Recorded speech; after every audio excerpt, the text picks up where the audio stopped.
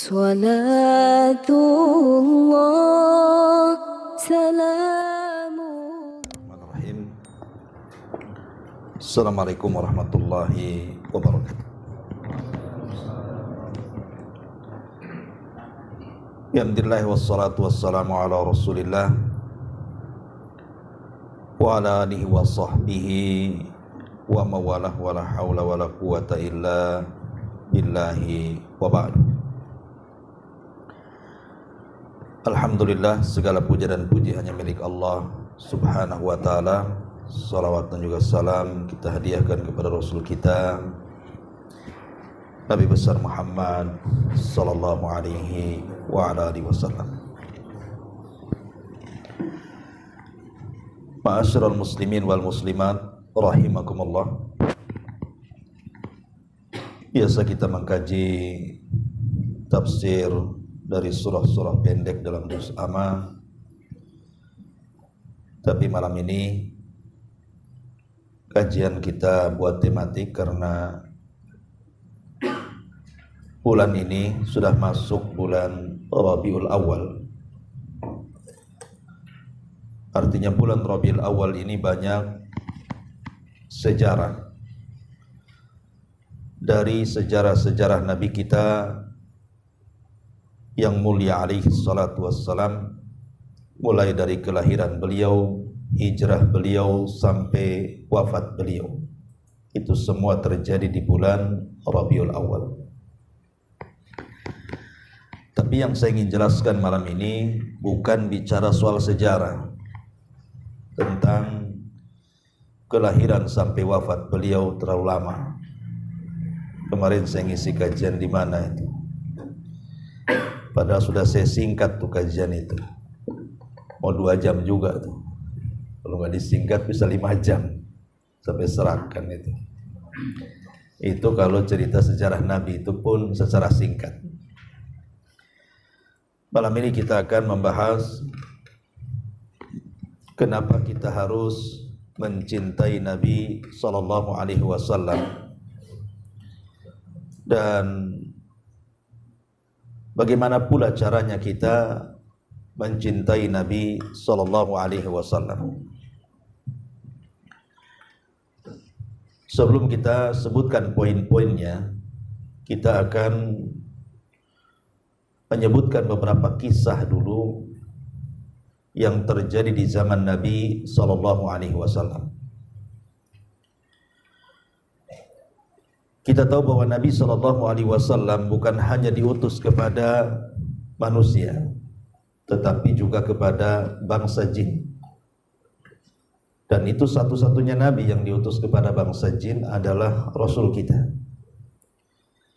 Kalau semua para Nabi dan Rasul itu hanya diutus kepada manusia saja, tapi Nabi Sallallahu Alaihi Wasallam diutus kepada manusia dan juga jinnya.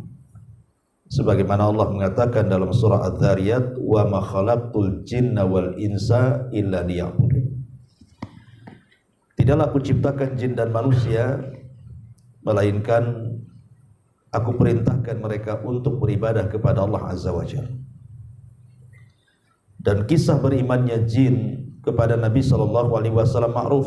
Antum bisa baca dalam suratul jin, bagaimana sekelompok jin itu datang menemui Rasul yang sedang sholat fajar, kemudian mendengarkan Al-Quran, akhirnya beriman. Sehingga Allah mengatakan, Qul uhiya ilayya annahu istama'a nafarun minal jinni faqalu inna sami'na qur'anan ajaba. Ma'asyiral muslimin yang dimuliakan Allah Azza wa Jalla. Nabi Sallallahu Alaihi Wasallam ini dicintai bukan dari kalangan manusia dan jin saja, bahkan makhluk-makhluk jamad, makhluk-makhluk yang tidak bergerak seperti bebatuan, pepohonan, bahkan sampai kepada binatang, itu sangat mencintai Nabi Sallallahu Alaihi Wasallam. Disebutkan dalam hadis yang dikeluarkan Imam Bukhari dari Jabir bin Abdullah radhiyallahu anhu, Jadi Nabi SAW sebelum dibuatkan mimbar oleh Tamim ibn Aus Ad-Dari, ada seorang sahabat itu namanya Tamim ibn Aus Ad-Dari, dialah yang membuat mimbar Nabi, dan dia pula yang pertama kali menerangi masjid Nabi, karena punya keahlian memang Tamim ibn Aus Ad-Dari. Tapi sebelum Nabi SAW khutbah di atas mimbar yang dibuat Tamim, Rasul biasa berdiri di atas pelepah kurma supaya lebih tinggi saja di antara para sahabat. Lah ketika kemudian Nabi SAW meninggalkan pelepah kurma itu, kayu-kayu kurma yang disusun itu, maka Rasul SAW ketika naik ke atas mimbar tiba-tiba mendengar suara tangisan seperti tangisan anak-anak. Akhirnya Nabi SAW pun kemudian turun. Rupanya tangisan itu bukan hanya dengar Nabi, semua sahabat yang hadir di situ juga mendengarnya. Rupanya tangisan itu berasal dari pelepah kurma tadi. Maka Nabi SAW kemudian meletakkan tangannya, kemudian mengusapnya. Fasakata dalam riwayat itu. Tiba-tiba pelepah kurma itu terdiam karena diusap oleh Nabi. Dalam riwayat, kalau aku tidak mengusapnya tentu dia akan menangis sampai kiamat dibangkitkan. Lihat bagaimana kerinduan kayu kurma yang biasa dipijak Rasul tiba-tiba kemudian ditinggalkan dan beralih kepada mimbar. Ini kan bentuk sayang dan cintanya pelepah kurma itu kepada Nabi. Kemudian juga disebutkan dari hadis yang dikeluarkan Imam Hakim. Hadis ini dari sahabat Abdullah bin Mas'ud radhiyallahu anhu, dari bapaknya. Dia mengatakan, jadi dijelaskan, kunna ma'a Rasulillah sallallahu alaihi wasallam fi safarin. Kami bersama Rasul pernah melakukan safar. Famararna bi syajaratin fiha farhan. Tiba-tiba kami lewat di sebuah pohon, rupanya di dalam pohon itu, di atasnya ada sarang burung dan ada beberapa anaknya di situ. Kemudian kata Abdullah bin Mas'ud radhiyallahu an, dia menceritakan dari ayahnya, kemudian oleh beliau diambil anak-anak burung itu. Kemudian induknya terbang entah kemana. Setelah kemudian anak-anak burung itu diambil, maka induk burungnya datang, kemudian berputar-putar di sekitar pohon itu mencari anak-anaknya. Sampailah kemudian burung itu nampak oleh Nabi SAW dan terbang di sekitar Nabi SAW. Maka Nabi SAW mengatakan, man faja'a hadhihi biwaladiha, siapa yang menyakiti induk burung ini dengan mengambil anaknya. Rasul ngomong di atas sahabat, siapa yang ambil anak burung ini? Ya, seolah-olah induk burung itu mengadu kepada Nabi SAW. Maka Nabi SAW mengatakan, farudduhuma, kembalikanlah dua anak burung itu ke sangkarnya. Lihat bagaimana Nabi SAW punya perhatian kepada burung kan. Karena burung juga seolah-olah mengisyaratkan kepada Rasul bahwa dia kehilangan anaknya. Kalau burung saja tahu harus mengadu kepada siapa, harusnya manusia lebih paham mengadu kepada siapa. Ini kisah yang kedua. Kisah yang ketiga, kisah ini juga disebutkan oleh Imam Ahmad di dalam musnadnya dan disahihkan oleh Syekh Syu'aib Al-Arnaud rahimahullahu ta'ala, dan hadis ini secara sanad ala syarti Muslim dari Abdullah ibn Ja'far radhiyallahu anhu. Jadi Abdullah ibn Ja'far dia mengatakan, ardafani Rasulullah sallallahu alaihi wasallam dzata yaumin. Satu hari Nabi sallallahu alaihi wasallam memboncengku. Dan ini bentuk tawadhu Nabi sallallahu alaihi wasallam membonceng para sahabat. Kemudian Nabi SAW masuk ke beberapa gang dari gang-gang kota Madinah. Ketika Nabi SAW sedang jalan-jalan masuk ke gang sini, ke gang sana, rupanya ada seekor unta melihat Nabi SAW, dikejarnya unta itu mengejar Rasul. Tiba-tiba kemudian menghadang Nabi SAW dari depan, kemudian dia pun langsung tersungkur sujud. Entah kemudian apa, Nabi SAW melihat ada tangisan dari kedua mata unta itu. Rasul turun, kemudian mengusap kedua matanya. Kemudian Nabi SAW mengatakan, "Man rabbu hadzal jamal?" Siapa pemilik unta ini? Fajafatan minal ansar. Tiba-tiba datanglah anak muda dari anak-anak muda Ansar. Kemudian dia mengatakan, "Ana ya Rasulullah." Unta itu milik saya wahai Rasul. Maka Nabi SAW marah dan mengatakan, "Afala tattaqillah fi hadhil bahimati allati malakakallahu iyyaha fa innahu syaka ilayya wa za'ama annaka tuji'uhu wa tu'dhinuhu wa tudliluhu." Maka Rasul mengatakan, bertakwalah kau kepada Allah Subhanahu wa taala yang telah menguasakan unta ini kepadamu. Lihat bagaimana unta itu datang kepadaku kemudian mengadu bahwa engkau membuat dia lapar, engkau tidak pernah merawatnya, dan engkau tidak pernah mensejahterakan kehidupannya. Subhanallah, seekor unta. Dia paham mengadu kepada siapa. Dia paham harus curhat kepada siapa. Ketika melihat Nabi SAW seolah-olah dia berbicara dengan Rasul, dan seolah-olah Rasul paham pula bahasa unta itu. Dan ini mujizat. Nabi SAW paham gitu ya dengan apa yang dikehendaki unta ini. Pelajarannya adalah, kalau unta yang tidak berakal saja, dia paham harus mengembalikan urusannya kepada siapa. Harusnya manusia yang berakal itu lebih paham lagi. Ketika Allah Subhanahu wa taala berfirman, "Fa in tanaza'tum fi syai'in farudduhu ila Allahi war Rasul." Kalau kalian berselisih tentang sebuah masalah, syai'in nakirah, baik masalah dunia atau akhirat, maka kembalikanlah kepada Allah dan Rasulnya. Makanya ketika para sahabat yang menyaksikan kejadian itu, kok unta bisa sujud di hadapan Rasul, sahabat mengatakan, "Ya Rasulullah, kalau unta yang tidak berakal saja dia sujud kepadamu, harusnya kami yang berakal yang harus sujud kepadamu." Maka Rasul mengatakan, "Jangan. Lau amura ahadan ala ahadin, ataupun lau amura ahadun an yasjuda li ahadin, lau amura ahadan an yasjuda li ahadin la amartul mar'ata an tasjuda li zawjiha li idhami haqqiha." Kata Nabi SAW, jangan kalau seandainya aku memerintahkan seseorang sujud kepada orang lain, maka yang pertama aku perintahkanlah seorang istri sujud kepada suami karena besarnya hak suami kepada istrinya.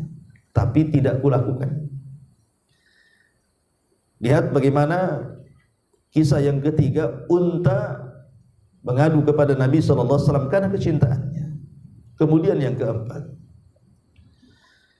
Yang keempat ini hadis yang dikeluarkan Imam Muslim dan juga Tirmidzi dan juga Ahmad dalam musnadnya dari Jabir bin Samurah radhiyallahu anhu. Dia mengatakan, Nabi SAW bersabda, "Inni la a'rifu hajara bi Makkah kana yusallimu alayya qabla an ub'ath, inni la a'rifuhu al-an." Kata Rasul, aku sangat tahu sekarang pohon yang atau batu yang selalu mengucapkan salam di Mekah sebelum aku diutus jadi nabi. Sekarang aku tahu di mana itu letaknya. Karena begini, Nabi SAW itu sebelum diangkat jadi nabi selalu heran. Jadi kalau lewat ke sebuah batu atau pohon, ada yang mengucapkan salam, tapi tak nampak orangnya. Jadi nengok ke kiri tak ada orang, ke kanan tak ada orang, kan gitu. Tapi ada yang mengucapkan salam.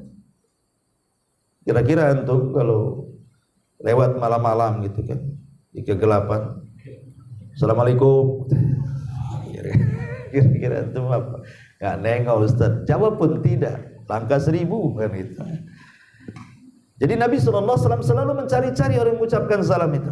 Lah setelah diutus jadi nabi, baru paham bahwa yang mengucapkan salam itu adalah batu. Dan saya tahu letaknya di mana tuh batu yang mengucapkan salam kepadaku setelah aku diutus, katanya. Nah, bagaimana kemudian, dan itu juga selaras dengan kisah masa kecil Nabi SAW ketika bersama Abu Thalib dalam rangka safar menuju Syam berdagang. Sepanjang jalan pohon dan bebatuan bertasbih kepada Nabi. Bahkan ketika Khadijah kemudian menitipkan Maisarah untuk menemani Nabi SAW juga berniaga ke Syam, Maisarah juga menyaksikan bagaimana tidak ada satupun pohon dan tidak ada satupun batu dan awan kecuali bertasbih. Bahkan awan itu terus menaungi dari Mekah sampai ke Syam. Dan itu semua diceritakan kepada Khadijah. Bahkan alamat itu sempat dia berjumpa dengan seorang pendeta di Syam dan beritahu, wahai Maisarah, siapa orang itu? Maka Maisarah mengatakan, dia temanku, namanya Muhammad, dan dia adalah pekerja majikanku, maksudnya Khadijah. Maka pendeta ini mengatakan kepada Maisarah, sampaikan kepada dia, dia akan menjadi calon nabi karena tanda-tandanya ada semua pada dia.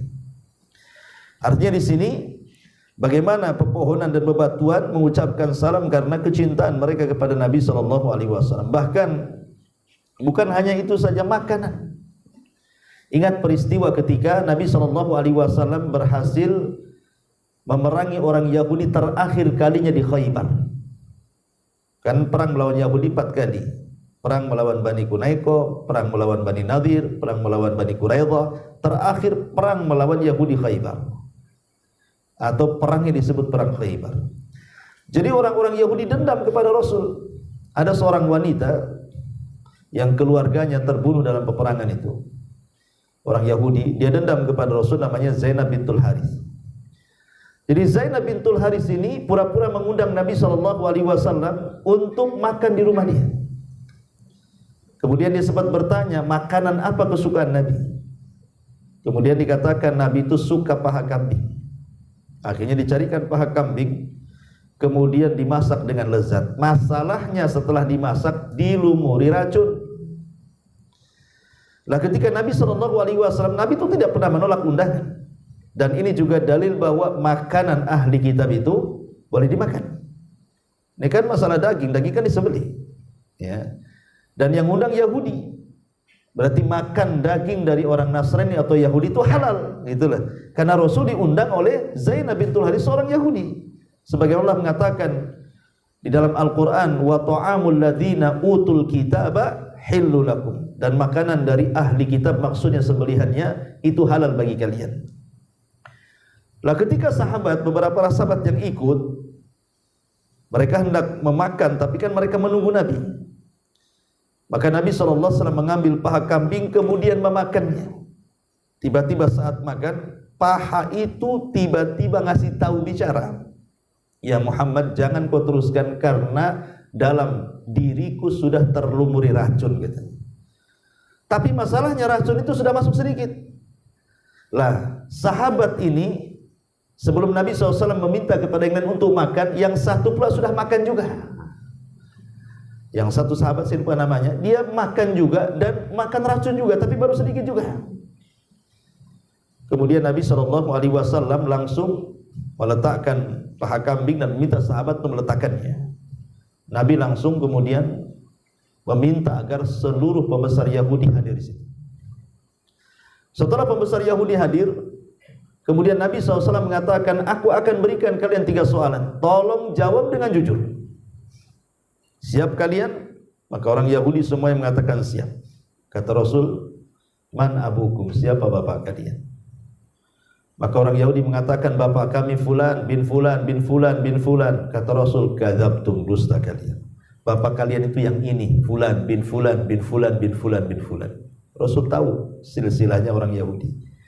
Mereka mengambil orang-orang kuat padahal bapak mereka orang lemah. Ya. Kemudian Nabi SAW bertanya lagi, man ahlul jannah? Siapa penghuni surga? Man ahlun nar? Siapa penghuni neraka? Maka orang-orang Yahudi mengatakan, kami penghuni neraka. tapi kami di neraka hanya 40 hari saja. Setelah itu kau yang gantikan kami, katanya. Kurang ajar Yahudi. Maka Rasul mengatakan, wailakum, celaka, tidak mungkin kami menggantikan kalian, katanya. Kenapa orang Yahudi mengatakan 40 hari saja? Makanya Allah mengatakan, perkataan mereka dalam Quran itu, lan tamassana nar illa ayyamam ma'duda. Kami tidak disentuh oleh api neraka kecuali hari-hari tertentu saja. Karena ketika kakek buyut mereka dahulu ditinggal oleh Nabi Musa 40 malam, tiba-tiba mereka murtad dan menyembah patung anak yang dibuat oleh Samiri. Itulah kesalahan bapak kami 40 hari, katanya, ditinggal Nabi Musa. Makanya kalau kami masuk neraka yang 40 hari saja, itu kesalahannya, katanya. Kata orang Yahudi. Maka Rasul mengatakan, kadzabtum, dusta kalian, bahkan kalian tidak akan pernah keluar dari neraka. Kemudian yang terakhir, siapa yang meletakkan racun ini, katanya. Langsung ini poinnya. Siapa yang meletakkan racun ini? Kemudian Zainab mengaku, saya wahai Rasul. Siapa yang nyuruh? Saya wahai Rasul. Kemudian Rasul bertanya, kenapa kalian lakukan ini? Maka mereka mengatakan, kalau engkau memang seorang raja dan bukan nabi, pasti engkau akan mati dengan racun itu, maka kami akan istirahat denganmu. Tapi kalau engkau seorang nabi, kau tidak akan mati dengan racun itu. Nabi SAW tidak menghukum Zainab yang meletakkan racun. Karena dalam riwayat ada yang mengatakan Zainab masuk Islam setelahnya, tapi ada yang mengatakan tidak. Tapi setahun setelahnya Rasul menyuruh untuk membunuhnya. Kenapa? Bukan karena dia diracun, tidak. Karena sahabat yang ikut makan racun setahun setelahnya mati. Berarti kisos, karena sudah membunuh, kan? Jadi Rasul menyuruh membunuh wanita itu sebab sahabatnya yang mati setahun setelahnya. Tapi Nabi SAW memiliki fisik yang kuat, racun itu tidak ada masalah bagi Nabi. Baru terasa racun itu setelah bertahun-tahun lamanya. Baru terasa yang mengakibatkan penyakit demam, itulah menyebabkan kematiannya. Ma'asyiral muslimin wal muslimat rahimakumullah. Ini lihat bagaimana paha kambing itu memberitahu kepada Rasul sallallahu alaihi wasallam karena cintanya, ya. Kemudian juga disebutkan dalam riwayat Imam Hakim dari Muhammad al-Munkadir, Muhammad ibn Munkadir. Jadi ada seorang sahabat namanya Safinah. Safinah itu dulunya budak yang dimerdekakan Nabi. Makanya Safinah maula Rasulullah sallallahu alaihi wasallam. Jadi Safinah ini menceritakan, dulu aku pernah menyeberangi sebuah lautan dengan perahu. Tiba-tiba kemudian perahuku fankasarat, pecah. Akhirnya kemudian aku berusaha menyelamatkan dengan kayu-kayu sisa itu dan berhasil kemudian ke pinggir lautan. Rupanya di depanku ada hutan belantara. Akhirnya dengan rasa takut, tiba-tiba dia masuk ke hutan belantara. Di tengah jalan dihadang harimau. Ada harimau yang menghadang dia. Bayangkan si raja hutan, kan, datang menemui Safinah maula Nabi sallallahu alaihi wasallam ini. Ada singa, ya, atau harimau. Maka tiba-tiba kemudian Safinah ini dengan ketakutannya dia mengatakan, "Ya Abul Harith,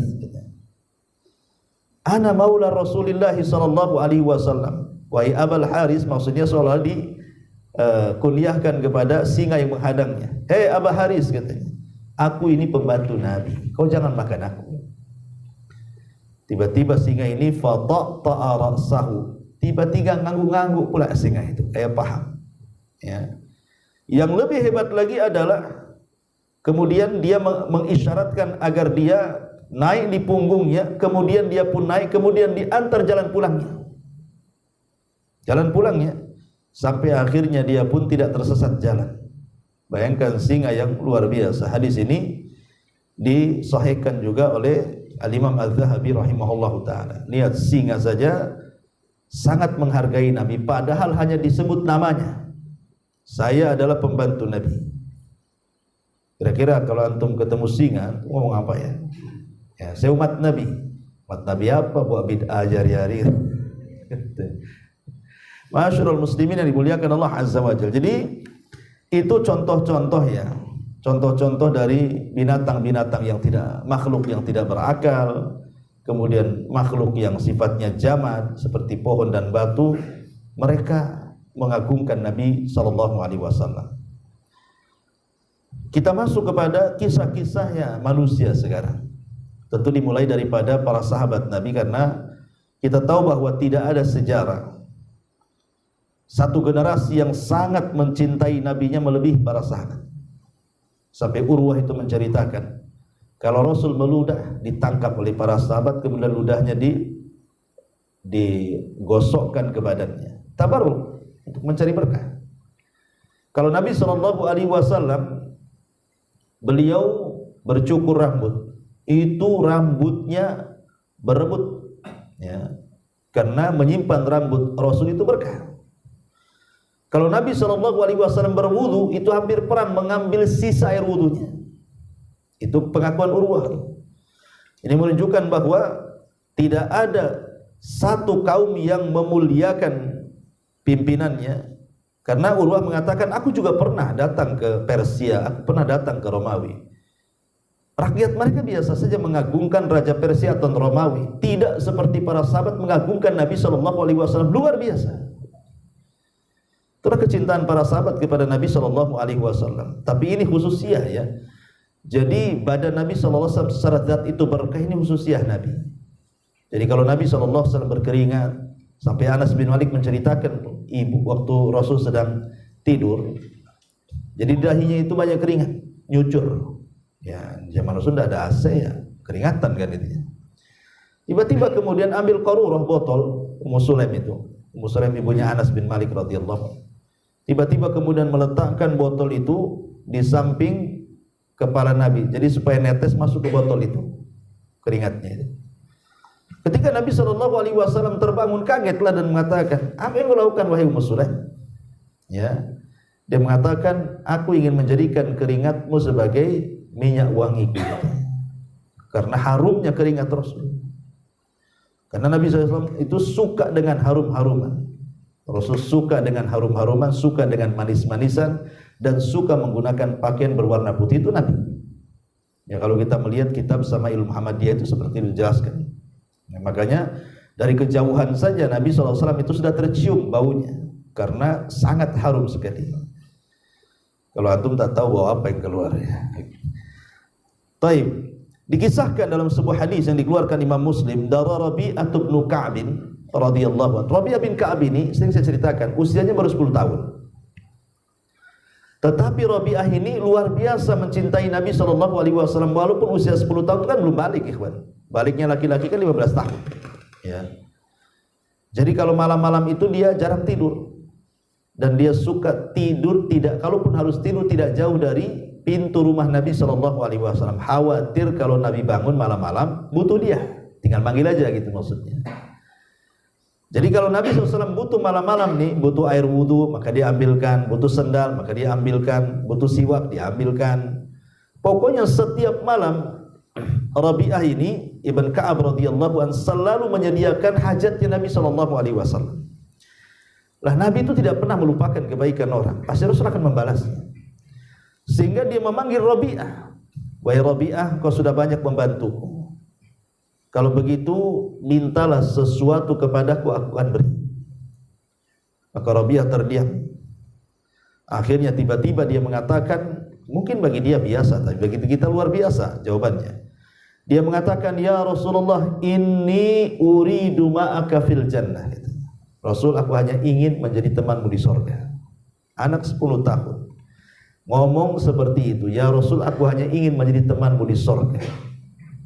Kira-kira kalau antum punya umur anak 10 tahun, kemudian antum tanya, nak, mau apa sebenarnya nak? Bapak kasih. Kira-kira jawabannya apa? Kalau nggak gadget, handphone, apa lagi? Itu lagi.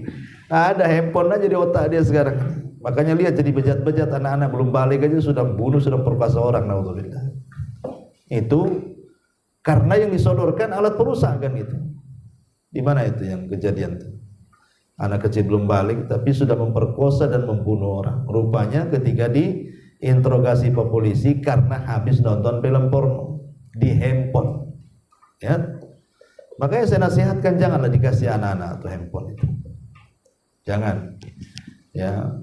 Walaupun ada sih saya dengar di mana gitu ada pesantren itu setiap hari Minggu atau hari Sabtu itu anak-anak santri dikasih handphone. Alasannya karena ini sudah ya zaman elektronik, ya kan. Jangan sampai kemudian ketinggalan. Ya boleh saja, lalu pertanyaannya siapa yang kontrol? Siapa yang bisa kontrol dia pegang handphone itu? Sementara di handphone itu semua ada, mau berita hoax, mau film-film yang tidak layak ditonton, gambar-gambar yang membuka aurat, macam-macam ada di situ. Makanya memang sebaiknya di pesantren itu jangan ada handphone. Masyarul muslimin yang dimuliakan Allah Azza wa Jalla. Ini kisah yang pertama. Kisah yang kedua. Kisah ini juga dikeluarkan oleh Imam Ibnu Jarir At-Tabari dalam tarikhnya dari Sa'ad bin Abi Waqqas radhiyallahu anhu. Disebutkan marra Rasulullah sallallahu alaihi wasallam bimra'atin min Bani Dinar wa qad usiba zawjuha wa abuha wa abuha ma'a Rasulillah sallallahu alaihi wasallam fi Uhud. Nabi SAW lewat kepada seorang wanita dari Bani Dinar. Lah kebetulan suaminya, kemudian ayahnya, kemudian saudaranya, kemudian anaknya terlibat dalam jihad bersama Rasul di perang Uhud dan semuanya syahid. Semuanya syahid. Bapaknya syahid, suaminya syahid, saudaranya syahid, anaknya juga syahid. 4 orang, ikhwan. Ya. Kemudian ketika tentara itu datang, baru pulang dari perang Uhud, maka kemudian datang memberitahu wanita ini mengatakan, wahai fulana, abuka syahid, bapakmu mati syahid. Tapi wanita ini dengan tegar mengatakan, ma fa'alan Nabi, lalu kondisi Nabi apa? Ya.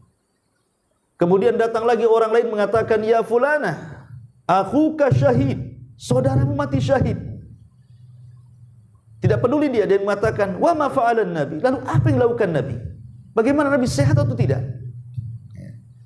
Kemudian datang lagi memberitahu, ya ummah, inna zaujaki syahid, suamimu mati syahid. Tapi dia tetap mengatakan, bagaimana nasib Nabi, katanya.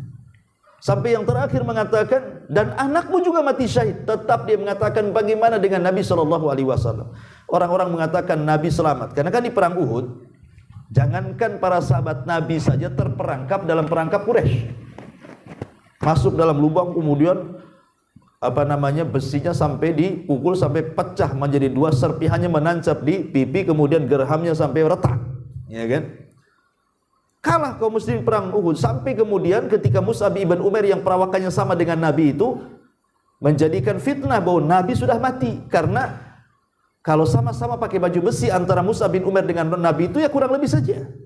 Jadi ketika Mus'ab terbunuh, disangkanya yang membunuh itu membunuh Nabi, berteriak-teriak, aku sudah membunuh Nabi, aku sudah membunuh Muhammad, katanya. Tersebarlah isu pembunuhan itu, padahal yang mati Mus'ab. Ya. Maka disitulah jadinya fokus kaum muslimin sudah tidak fokus lagi. Di awal menang tapi di akhir kalah. Apalagi ketika para pemanah turun gunung, kemudian Khalid bin Walid ketika itu masih musyrik berputar entah bagaimana caranya tiba-tiba menguasai lapangan, disitulah terjadi kekalahan. Dan wajar, watilkal ayyam nudawiluha bainas. Terkadang Allah itu putarkan hari-hari, kadang menang kadang kalah. Ya. Jadi akhirnya kemudian kata orang-orang kepada wanita ini, wahai ummah, Nabi selamat. Tapi kemudian wanita ini tidak percaya sampai aku melihat dia secara langsung, katanya. Akhirnya kemudian ketika Rasul lewat dengan wanita itu dan wanita itu melihat bagaimana Rasulullah SAW betul-betul selamat, apa kata wanita ini? Dia mengatakan di hadapan Nabi SAW, kata wanita Bani Dinar ini, apa kata dia? Kullu musibatin ba'daka jalalun. Wahai Rasul, setelah melihatmu, semua musibah yang kualami, maksudnya kematian suaminya, kematian bapaknya, kematian saudaranya, kematian anaknya di Uhud itu, setelah melihatmu semua musibah itu jadi kecil, katanya. Luar biasa. Ya. Kalau itu terjadi kepada istri antum, antum mati, bapak antum mati, anak mati, langsung gila dibawa ke RSUD. Sakit gila mungkin kan. Stres lah kan gitu. Orang yang dicintainya meninggal semua, coba kan. Dari anak, suami, saudara, bapak kan gitu, gimana gak stres? Ya. Tapi wanita ini mengatakan kepada Nabi SAW, kullu musibatin ba'daka jalalun. Setiap musibah yang kualami setelah melihatmu wahai Rasul, semua jadi kecil. Luar biasa, ya kan? Kemudian juga kisah yang lainnya adalah kisah Bilal bin Rabah radhiyallahu anhu. Ma'ruf Bilal bin Rabah, budak yang dimerdekakan Abu Bakar Siddiq radhiyallahu anhu. Dan saat kematian Nabi SAW, Bilal sempat menjadi azan di Masjid Nabawi, tapi tidak tahan. Setiap sampai kepada lafaz asyhadu anna Muhammadar Rasulullah, terdiam kemudian nangis, sehingga dia tidak bisa melanjutkan azannya. Akhirnya karena dia selalu teringat Rasul, dia datang kepada Abu Bakar yang sudah jadi khalifah ketika itu. Wahai Abu Bakar, aku ingin resign jadi muadzin, katanya. Resign jadi muadzin. Ya. Bukan karena kurang gaji, kalau antum kan resign kurang gaji. Jadi karena tidak tahan kalau menyebut nama Muhammad itu selalu menangis. Akhirnya Abu Bakar mengatakan, jangan, kau tetap harus jadi muadzin, karena aku yang memerdekakan kamu. Maka Bilal mengatakan, ya Abu Bakar, kalau engkau memerdekakan diriku karena dirimu, bukan karena Allah ya, karena dirimu, aku siap kau perintahkan. Tetapi kalau engkau merdekakan aku karena Allah, biarkan aku resign jadi muadzin, katanya. Kata Abu Bakar, tidak, aku merdekakan kamu karena Allah. Akhirnya dia pun resign jadi muadzin. Kemudian dia untuk melupakan kondisi Madinah yang teringat dengan Rasul, Bilal ini, dia pun safar ke Syam, kemudian berjihad di sana sampai di masa khilafah Umar bin Khattab radhiyallahu anhu. Dia ikut perang Qadisiyah. Satu hari dia rindu juga kan gitu dengan Mekah, dengan kota hijrah Nabi, dia ingin balik. Makanya kemudian ketika sampai kemudian di kota Hijaz dan meminta orang-orang yang ada di Madinah agar Bilal itu mengumandangkan azan terakhir kalinya, maka Bilal pun kemudian mengumandangkan azan. Semua penduduk Madinah menangis, teringat dengan Nabi SAW. Sampai akhirnya Allah Subhanahu wa taala takdirkan Bilal pun meninggal. Lah saat meninggalnya disebutkan dalam beberapa riwayat, jadi Bilal ini ketika sedang sakaratul maut, maka dia mengatakan wa ahzanah, kata istrinya, duhai kasihan suamiku, sungguh malang nasibnya. Duhai kasihan suamiku, sungguh malang nasibnya. Maka Bilal marah kepada istrinya, itu sedang sakaratul maut, dan mengatakan, jangan kau bicara seperti itu. Ya, tetapi duhai bahagia suamiku, ghadan nalqa ahibbah Muhammadan wa suhbah, karena besok saya akan berjumpa dengan manusia yang paling aku cintai, Muhammad sallallahu alaihi wasallam, dan kawan setianya, maksudnya Abu Bakar Siddiq radhiyallahu anhu. Karena kecintaan Bilal, saat meninggal dia bicara seperti itu, kemudian setelah bicara seperti ini meninggal. Ya. Nah, itu kecintaan sahabat Nabi sallallahu alaihi wasallam, dan banyak lagi ya kalau kita kisahkan tentang kisah-kisah ini. Taib, karena waktu juga, tentu tadi dua pertanyaan yang harus kita jawab. Kenapa kita mencintai Nabi? Kenapa harus mencintai Nabi? Dan bagaimana caranya mencintai Nabi? Yang pertama, kenapa kita mencintai Nabi SAW? Karena Allah telah mengutus Rasul kita itu sebagai rahmatan lil alamin, sebagai pemberi hidayah kepada umat manusia, sebagai rahmat. Bukan hanya kepada kita kaum muslimin, bahkan rahmat Nabi juga mencakup orang-orang kafir. Apa rahmat kepada orang-orang kafir? Disebutkan oleh Imam Ibnu Katsir bahwa rahmat yang dirasakan orang kafir dengan diutusnya Rasul, bahwa mereka tidak diazab seperti azab yang pernah ditimpakan kepada nabi-nabi sebelumnya, pada kaum nabi-nabi sebelumnya, seperti kaum Ad bagaimana dibinasakan habis, ya. Kemudian kaum Tsamud dibinasakan, tidak ada jiwa yang selamat. Kaum Nuh dibinasakan, tidak ada yang hidup satupun. Jadi kalaupun sekarang mungkin ada azab, ya tidak dibinasakan secara keseluruhan. Mungkin ya sebagian kecil di sini, sebagian kecil di sana, tapi tidak diadab secara keseluruhan setelah diutusnya Nabi. Dan ini rahmat bagi mereka, diberikan kesempatan untuk bertobat. Kemudian yang kedua, bahkan hidayah itu juga sampai kepada kita, hidayatul Islam. Kalau bukan karena Allah, kemudian Rasul kita Muhammad sallallahu alaihi wasallam, tentu kita sudah sesat, ikhwan. Tentu kita akan menyembah berhala seperti orang-orang jahiliyah, bahkan lebih parah dibandingkan orang jahiliyah. Tapi dengan kedatangan Rasul, akhirnya kita pun memiliki keyakinan tentang agama yang paling benar. Itulah agama yang dibawa Nabi sallallahu alaihi wasallam. Bahkan yang ketiga, sebab masuk ke dalam surga. Karena Nabi SAW yang mengatakan, kullu ummati yadkhulunal jannah, setiap umatku dipastikan masuk surga, illa man aba, kecuali orang yang enggan. Ketika ditanya, wahai Rasul, siapa orang yang enggan? Maka Rasul mengatakan, man ata'ani dakhalal jannah wa man asani faqad aba. Siapa yang mencintaiku, siapa yang mentaatiku, maka dialah yang akan masuk surga, tapi siapa yang membenciku dan bermaksiat kepadaku, itulah yang enggan masuk surga. Artinya bahwa Nabi SAW adalah sebagai penyebab membawa umatnya ke dalam surga, termasuk kita. Ya, ini yang ketiga. Yang keempat, ya, bahwa kalau bukan karena Allah Subhanahu wa taala, kemudian Nabi kita Muhammad SAW tidak akan selamat kita orang Islam kelak pada hari kiamat. Kenapa? Karena yang menyelamatkan kita dua. Pertama, syafaat Rasul, yang kedua, rahmat dari Allah Subhanahu wa taala. Dan Nabi SAW pembawa syafaatul uzma, pembawa syafaat besar. Ya, kalau Nabi saja bisa menyelamatkan umat-umat sebelum Islam, macam mana umatnya sendiri? Ya, itulah makanya kita bersyukur punya Nabi SAW, dan kita sangat cinta dengan Rasul karena dia akan memberikan syafaat kepada kita kelak pada hari kiamat. Ini yang keempat. Yang kelima, karena dengan sebab kita mencintai Nabi SAW, berarti akan mendatangkan kecintaan Allah kepada kita. Allah Subhanahu wa taala mengatakan, "Qul in kuntum tuhibbunallah."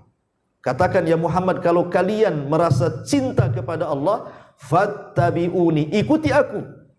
Yuhibbukumullah, maka Allah akan mencintai kalian. Bukan sampai di situ, wa yaghfir lakum dzunubakum, Allah akan ampuni dosa-dosa kalian. Berarti kecintaan Allah kepada kita itu sangat tergantung dari kecintaan kita kepada Nabi.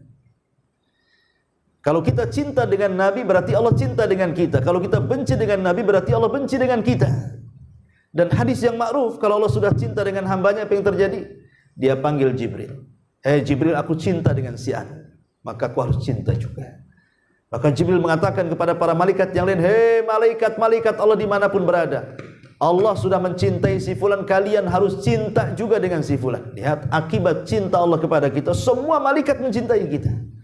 Bahkan makhluk yang ada di bumi pun ditanamkan kecintaan kepada kita. Ini yang kelima. Kemudian yang keenam, bahwa kenapa kita harus mencintai Nabi SAW? Karena Nabi SAW sudah mengajarkan kepada kita apa yang maslahat untuk kita dan apa yang madarat untuk kita dalam kehidupan dunia ini. Kata Abi Dzar Al-Ghifari, tidak ada satupun burung yang mengepak di langit kecuali Nabi sudah menjelaskan pengetahuannya. Tidak ada jalan yang mendekatkan kita ke surga kecuali Rasul sudah menjelaskannya. Tidak ada perkara yang menjauhkan kita dari neraka kecuali Rasul sudah melarangnya, sudah menghindarkannya dari kita. Artinya sudah lengkap ajaran Allah yang dibawa Nabi SAW untuk kemaslahatan kita. Kalau tidak ada agama Islam, jiwa kita terancam, akal kita terancam, harta kita terancam, keturunan kita terancam, kehormatan kita terancam. 5 perkara terancam dalam kehidupan kita kalau tidak ada Islam yang dibawa Nabi. Karena Islam itu menjaga keyakinan. Yang tadinya menyembah berhala jadi menyembah Allah. Dengan Islam itu terjaga pula keturunan. Disuruhnya menikah, tidak boleh berzina, haram berzina. ya, supaya turunannya bagus. Kemudian dengan adanya Islam terjaga pula hak harta manusia, tidak boleh diambil. Kalau enggak potong dalam Islam itu tangannya yang mencuri-curi itu. Ya. Kemudian terjaga juga jiwa kita, karena siapa yang membunuh dia harus dibunuh. Dan juga terjaga kehormatan kita, karena Islam sangat melarang, tidak boleh menggibah, tidak boleh melaknat, tidak boleh merendahkan, tidak boleh menghina, dan begitu seterusnya.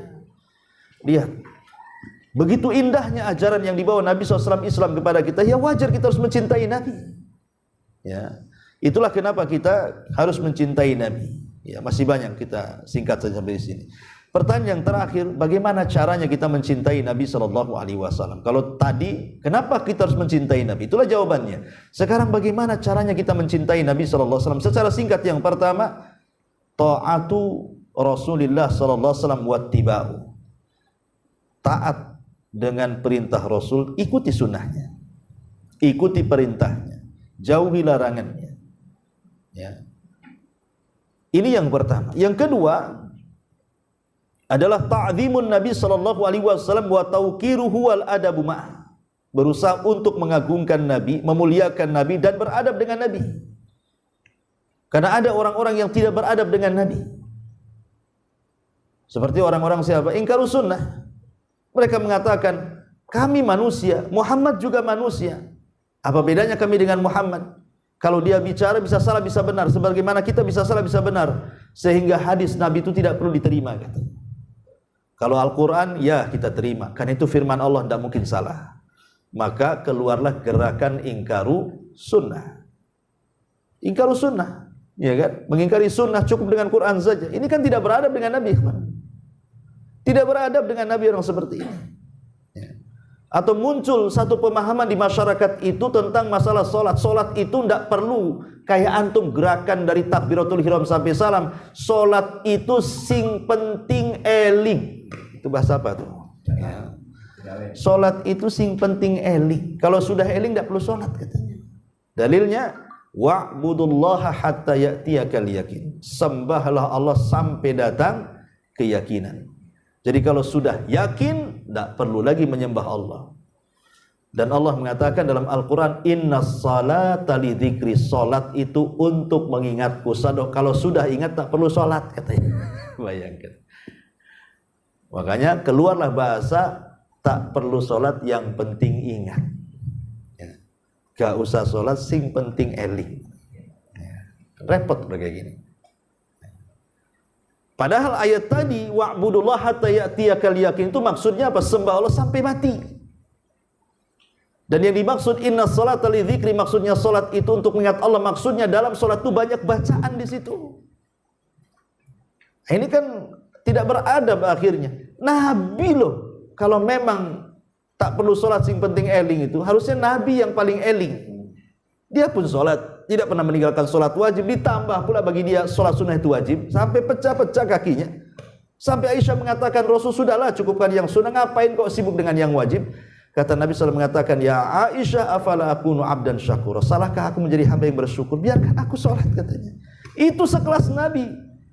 Ini kemudian ada orang mengaku umat Nabi, tiba-tiba tidak beradab dengan Nabi SAW. Ini bukan mengagungkan Nabi, tidak cinta dengan Nabi orang seperti ini. Ini yang kedua.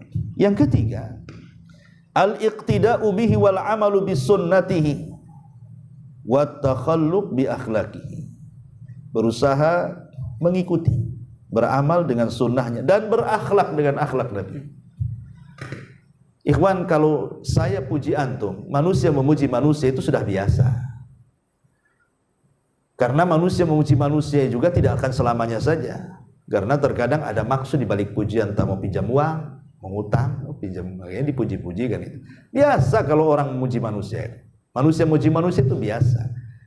Ya. Tetapi yang tidak biasa itu kalau Allah memuji manusia, itu nggak biasa tuh. Allah memuji manusia, nggak biasa. Dan tidak ada manusia yang dipuji Allah melainkan Nabi. Allah Subhanahu wa taala mengatakan, wa innaka la'ala khuluqin 'adzim. Engkau Muhammad berada di atas akhlak yang paling tinggi. Laqad kana lakum fi Rasulillahi uswatun hasanah. Sungguh ada pada jati diri Nabi itu suri teladan yang indah. yang patut ditiru. Maka tirulah Nabi SAW dalam setiap perkara beliau. Apakah itu terkait dengan ibadah, apakah terkait dengan muamalah, maka ikut Nabi. Kata Rasul, "Shallu kama ra'aitumuni usolli." Salatlah sebagaimana kalian melihat aku salat, maka salatlah seperti salat Nabi. Ketika Nabi SAW mengatakan, "Khudhu anni manasikakum," ambillah manasik haji kalian dari aku, maka hajilah seperti cara Nabi. Ketika Utsman radhiyallahu anhu mengatakan, beginilah cara wudu Nabi SAW, kemudian dipraktikkan, maka berwudulah seperti Utsman mengatakan, beginilah cara wudu Nabi. Jadi harus ikut sunnah. Nggak bisa kita nggak ikut sunnah. Kadang ada seorang ikhwan cerita itu, "Ustaz, saya pernah mendakwai ayah saya," katanya. Ayah saya itu belum hijrah. Ya, dia masih ikut agama nenek moyang lah. Jadi saya ajari, ya kalau wudu itu begini katanya. Begini, begini, begini. Marah ayah saya, Ustaz. Dibilangnya saya sesat katanya. Dibilangnya saya yang sesat katanya. Apa kata ayah katanya? "Dari dulu nak, kakek buyutmu itu ya seperti ini wudunya. Kok kamu datang aneh sendiri," katanya. Bayangkan. Itulah kadang-kadang mendakwai orang tua itu memang ujian bagi kita kan. Ya, terkadang menerima, terkadang tidak kan. Itulah harus kesabarannya kita kepada orang tua. Karena kebanyakan mereka itu mengamalkan ibadah itu memang turun-temurun, ikut nenek moyang kan gitu. Islamnya Islam turunan. Ya, sebenarnya Islam turunan sebuah hidayah sebenarnya, tapi jangan kemudian dipatokkan kepada Islam turunan. Kalau bisa, kayak kita ini memang bapak kita Islam, berarti kita turunan kan gitu. Kalau bisa bukan hanya sekedar turunan. Pelajari lagi Islam itu, supaya betul-betul kita menguasai Islam.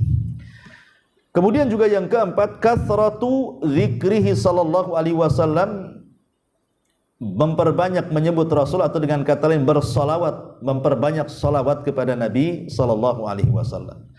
Karena Rasul yang mengatakan, barang siapa yang bersolawat 1 kali kepada Rasul, berarti Allah akan bersolawat kepada kita berapa kali? 10 kali lipat.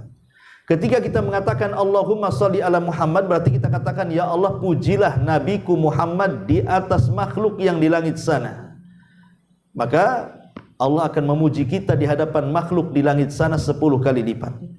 Jadi nama kita akan disebut-sebut di hadapan Jibril, Mikail, Israfil, semua malaikat yang ada di langit. 1 kali solawat, Allah memuji kita 10 kali. 2 kali solawat, Allah memuji kita 20 kali di hadapan para malaikat.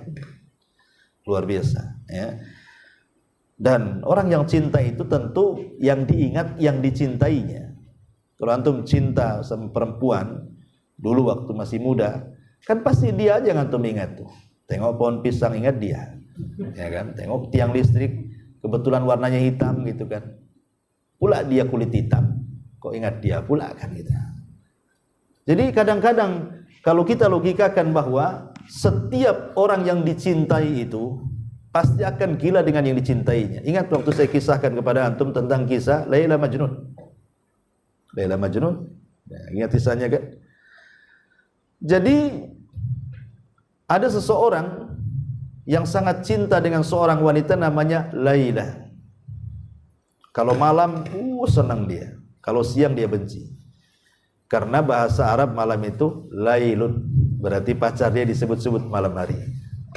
Lailun, malam hari kan itu. Kalau siang nahar, enggak suka dia siang karena namanya bukan nama pacarnya. Dilamarlah kemudian pacarnya ini, ditolak mertuanya. Akhirnya dia pun putus asa lari ke hutan. Ketika sampai di hutan lapar dia. Ambil panah dan busur, dicarinya menjangan, kijang. Dari kejauhan dikejar kijang itu, kemudian dipanah, langsung jatuh kijang itu. Ketika diambil pisau, diperhatikan matanya, kok matanya kayak Laila katanya. Tak jadi disembelih, dilepas lagi. Disitulah disebut Majnun. Tahu Majnun? Gila. Kan gitu, gara-gara tengok mata kijang, kok matanya mirip si Laila katanya kan. Dilepas lagi. Ah, itulah cerita Laila Majnun. Ya. Itu orang-orang yang dicintai kan seperti itu, kayak udah nggak kepikir panjang. Lah harusnya ketika kita mencintai Nabi SAW juga seperti itu, sebut namanya, ya, bersalawat kepadanya. Itu tanda cinta kita dengan Nabi SAW. Kemudian nusratu dinihi, tolong agamanya. Waddabu an syariatihi, kemudian bela syariatnya. bela syariatnya. Karena sekarang ajaran Islam itu sedang diacak-acak musuh. Dan yang paling berat itu bukan musuh dari luar, musuh dari dalam. Ya tentu awalnya musuh dari luar yang mengobrak-abrikkan gitu. Setelah berhasil mereka tinggalkan, kita sesama kaum muslimin berperang, bahkan saling melecehkan agama kita sendiri. Contoh kemarin masalah jilbab dipermasalahkan. Masalah jilbab loh dipermasalahkan. Kemudian banyak perkara di negeri ini aneh-aneh. Sampai dulu pernah tidak boleh mengatakan kafir harus non-muslim, ya. Kemudian ada lagi undang-undang mau disahkannya LGBT atau apa gitu kan. Ngeri kadang-kadang kita ini memperhatikan kemudian kelakuan para pejabat yang mereka tidak cinta dengan Islam padahal mereka muslim, ya, sehingga mereka akhirnya apa, cenderung kepada liberal dibandingkan kepada Islam murni. Akhirnya keluarlah pemahaman semua agama itu sama, semua agama itu masuk surga. Nggak apa-apa kalau ada paus masuk masjid, nggak apa-apa. Sebagaimana kita juga masuk gereja, nggak apa-apa. Ya, nggak masalah. Apa masalahnya katanya? Semua agama sama. Kita ini bebas memilih agama. Ya Allah, sampai segitu coba. Lalu di mana ayat Al-Quran Inna dina indallahil Islam? Bahwa agama yang paling diridhoi di sisi Allah itu adalah Islam. Di mana pula ayat wa man yabtaghi ghairal islami dinan falan yuqbala minhu wa huwa fil akhirati minal khasirin? Siapa yang mencari agama selain Islam, maka dia termasuk orang yang rugi dan di akhirat tertolak. Di mana ayat-ayat ini? Di mana ayat-ayat mengatakan lakum dinukum waliyadin? Bukankah kita disuruh untuk memahami keyakinan kita? Biarkan keyakinan mereka. Ngapain kita kemudian ikut-ikut keyakinan mereka? Oh enggak Ustaz. Sebab kalau Idul Fitri di gereja-gereja itu biasanya ditulis Selamat Idul Fitri. Berarti kalau mereka melakukan hari raya yang sama, tempel juga di depan masjid itu Selamat Natal, kayak itu apa gitu. Repot ikhwan. Anehnya ini yang melakukan itu ya kadang-kadang membela itu. Alasannya kebebasan. Ya Allah, tidak ada. Islam itu agama yang paling benar. Enggak boleh kepancing. Biarkan mereka membuat spanduk itu, kita tidak akan buat. Karena masalahnya di balik itu ada keyakinan yang menurut kita umat Islam tidak sesuai. Karena bagaimanapun ketika kita kemudian membenarkan keyakinan itu sama saja dengan menuhankan Isa Al-Masih kan gitu. Padahal kita mengatakan dia nabi bukan Tuhan. Jadi banyak nanti penyimpangannya di situ. Nah ini karena tadilah kurang untuk menolong agama Rasul dan syariat Rasul. Padahal tanda cinta itu adalah tolong agamanya. Kemudian